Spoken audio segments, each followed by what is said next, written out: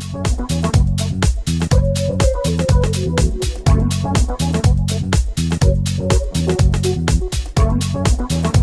here we are, tasting wine with Pete and Dave. G'day, mate. Okay.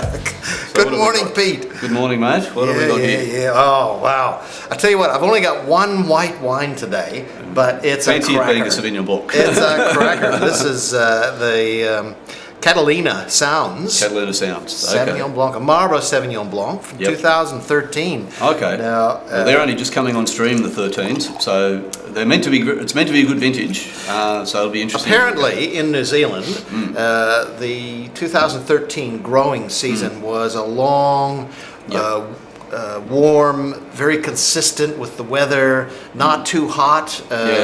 So Well, that's what you want. They got good ripe fruit. Yeah, you want a long, cool growing season for optimum wines, but yeah, okay. So Marlborough Sauvignon Blanc. This is a good maker. These guys are a little bit above. Peter Jackson standard. is the winemaker. Oh, is that right? Is that the movie maker? Or the cigarette company. We presume from their point of view that it won't have anything to do with cigarettes. Wow, it's unmistakable, isn't it? No. It's just huge. But the thing is, as we've said before, the good makers manage to get that fleshiness there, even on the nose. You're getting big, ripe, sweet fruit character, not sugary. They're not filling it out with sugar, and you're not getting that sort of lantana leaf sort of character that you'll often get when it's not quite ripe. There's everything ripe and fleshy. Wow, the fruit in that, Pete, is just, it's more of a citrusy sort of a fruit character than in some of those passion fruity, Sauvignon Blancs we've tried in the past. But you do get some passion fruit as well. Yes, you do. Oh, huge. In fact, huge on the nose. Okay. But I'm getting some, like pineapple, those sort of characteristics too, with very rich in the citrus. So I'll put something to you, Dave. We've talked about this before. This thing about we've joked about it. Somebody told you you're a wine snob. Yeah. Now, if you were a wine snob, you wouldn't be drinking this sort of wine. Now, the people who are, for want of a better word, the wine snobs, they criticise this sort of wine by saying it's too much of a good thing. Do you reckon? Can't hide it in a brown bag, can you? No. So do you reckon? Is there? How do you feel with that in terms of obviously someone such as yourself that's had such a long time working in New Zealand with this sort of wine? Do you think that's too much of a good thing? No. In fact, I never get tired of it. No. I like a lot of different wines for different reasons. And I do like these big, bold characteristics. The citrus fruit, the passion fruit. And, there's certain foods that it is just tremendous with. Like oysters. Absolutely, yeah. Right. So, and it's a good summertime drink. Absolutely. This drink isn't cold today, but when you get that icy cold and you pull it out of the fridge on a hot summer's day, absolutely. It's just beautiful. Well, you don't want to be drinking Barossa Shiraz in the middle of the day when it's 30 degrees. Right. So, no, that's good. Yeah, now the next one here, I'm kind of excited about this, Pete. This is the local Canberra winery, Quarry Hill, and this is their 2013 Tempranillo. Okay. Now, this is relatively new for Quarry Hill. Well, it's new for Canberra as well. There are other growers around who have some Tempranillo, but very interesting. 2013 has been talked up early on in the piece as being one of the great vintages. A number of the really top makers in this district have already said to me that they think the 2013 could well be the best year they've ever had. 2009 up until now probably the best one, but a lot of them are thinking so. And this is the first chance we've had to look at a lot of wine fruit from 2013. A lot of fruit in that. Oh yeah. Wow. Well, being in the Tempranillo, I mean, as we know, it comes originally from Spain. They make a style over there that they call like a Joven with a J, Joven, and that's the idea of promoting the fruit. They want bright fruit in a young wine, and that's what these guys have tried to do with this one. Yeah, you don't get very little bit of oak in there, but it's barely had time to have a peek at the oak, hasn't it? Because it's a 2013. And also the oak that they've used would be old oak. They don't if they've used any oak at all. They don't want an oaky character in it. Yeah, beautiful fruit. Just lovely. And then along with that fruit, there's really a nice balance of tannin. That fruit tannin comes in at the end, and gee, it's just still crossing my palate. It's just lovely and fruity. That's a beautiful wine. Yeah, really nice, chunky, chewy tannin. Yeah, I love it. That's indeed. excellent. No, that's a great drink. That's It's going to be something that you could drink now with a bit of protein, but it will keep in the short term. I think most of it will probably get drunk over the next couple of years because it's just so attractive to drink Look as a young forward wine. to the 2013 wines coming out of Canberra. Absolutely, wow. yeah. If that's any sign, indication. Yep, if that's a sign of what we're going to get, then we've got a lot to look forward to. Wow.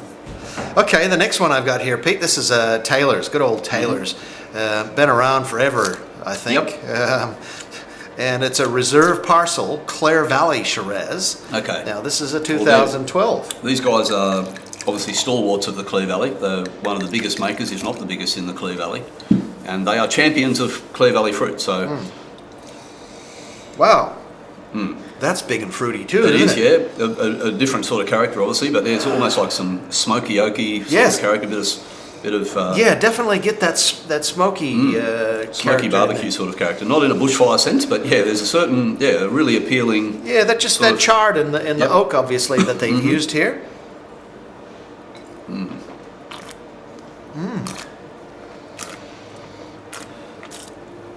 Wow. Wow, but there's some beautiful, juicy red berry flavors in that wine. And in keeping with the Shiraz character as opposed to the Tempranillo that we just had, this has got a lot softer tannin. Yep.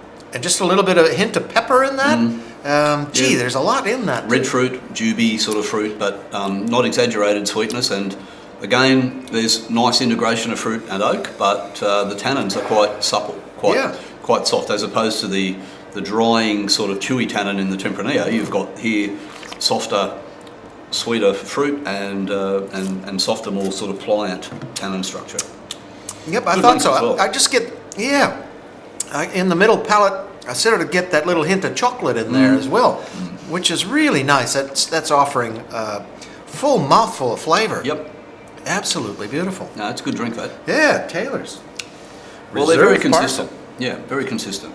All right, next one we've got here is Shadow's Lodge. Now, this is a Wira Wira. Now, Wira Wira, they have several labels. They do. The Church Block is one. Yeah, Church Block's probably the most famous label, and it's their go-to wine. McLaren Vale Shiraz, as opposed to Clare Valley 2011? Shiraz. But yeah, a different sort of wine. These guys did a good job of the 2011 vintage. The 12s that have just come out are a little bit bigger and bolder, I think, than this one. Yep. Wow, there's a lot of fruit there too. There is, but it's in a slightly more savoury spectrum, if you like. Yeah. As opposed to the Clare Valley Shiraz, but I suspect that's got as much to do with the difference in vintage as it has to do with the vintage or the difference in regions. Still good fruit. The first thing I get there is a much darker berry fruit. Yeah. And I get a sensation of just a little bit more oak on that wine as well. So I would suspect they left that in the barrels just a little bit longer than... yeah, maybe. A little bit, and drying tannin as well. Yeah. Where the tannin on the 2012 Clare Shiraz was quite soft and supple, and that where the tannins here are a little bit more drying. Yep. But good food wine too, yep. in the right sense of the word. The tannin tends to cover that fruit just a little bit. It does a little bit, yeah. Yep. But that'll hold it all in place for a little while. I mean, you'd probably drink that maybe sooner than you would, say, the 2010 or the 2012 editions of the same wine. Yeah. But, I don't know where the Sparrow's Lodge is, but whether they had to chase any of the little birdies out of their nests in order to get to the vineyard, but Sparrow's Lodge. So it's a good drink. They might be eating the grapes in between Pete. They may well do. Okay.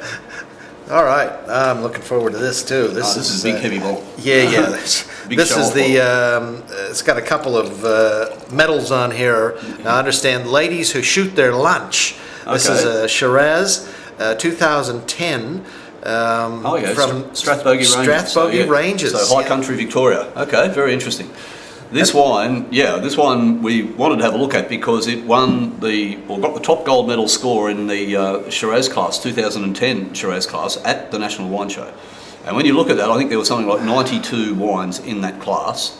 and including some of the industry heavy hitters. There were some really top labels in that class, and this one came out on top. So very interesting to see what it is that the judges. First thing I get is just a little bit more of a peppery sort of a character in that. Not so much of the fruit as I got from the Taylors and the Wira Wira. Well, it's a different style of fruit. It's this is a very exotic sort of. It's called Climate Shiraz. It's got a very exotic nose. There's exotic sweet fruits. Almost a hint of sweet berries. It could almost be a hint of Grenache in it. Oh, you know, that's beautiful. But really lifted, spicy, a little bit wild. That's really a little bit like wine. our Canberra Shirazes. Yep. Because, like I say, the first thing that hits me on the palate as well, as the nose, is that white pepper. And that's absolutely beautiful, and beautifully integrated with the fruit that's there. And I get some of the lighter sort of, even a little bit of a cherry sort of character in that. Yeah, but it's the, as you say, it's the antithesis of the big South Australian heartland Shiraz style. It's it's got more in common with Canberra than it has, say, or even say other cooler parts of Victoria, Adelaide Hills even. It's got more in common with those styles of wine than with the McLaren Vale or Barossa wines. But yeah, really almost a funky sort of a nose. Funky label? Yeah, really exciting wine. Oh yeah, very, very, ladies who shoot their lunch. I got to show that again. Yeah, ladies who shoot their lunch, you sort of think, okay, you don't want to mess with this one. She's she's got the hare or the rabbit slung over the shoulder, and so she's coming back with a bit of red meat for lunch. So there you go. But no, very interesting. And as I said, a top gold medalist in its class of 90 odd wines out of the 2010 Shirazes, which is the gun vintage. So very interesting to see what the judges found appealing, and you can see that's a really exciting wine to drink. That's different, it's lovely, absolutely beautiful, and I think I'd like to stick that in the cellar and see how well it goes for a while. Now, next one I've got here, Pete, this is interesting as well. We got a Margaret River Devil's Lair Cabernet Merlot. Now this has got a little bit of age on it. This is 2007 vintage. Okay, so here you talk about wanting to see what happens to something like that Cool Climate Shiraz when you put it in the cellar. Here's a style of wine that has proven cellaring capability. Margaret River Cabernet, you know that it's got the structure. 2007 was a very good vintage. So this should have some fairly beautiful black character. Currant on that straight away when I get that up to the nose. Well, there's still primary fruit on the nose. You're looking, it's rising 6 years of age, but there is still plenty of primary fruit on the nose. Yeah, I don't see, there's a whole lot of, indication in the color. To me, that doesn't really look like it's as old as it is. No. But that's I mean, good maker from a good vintage, so it's holding its form pretty well.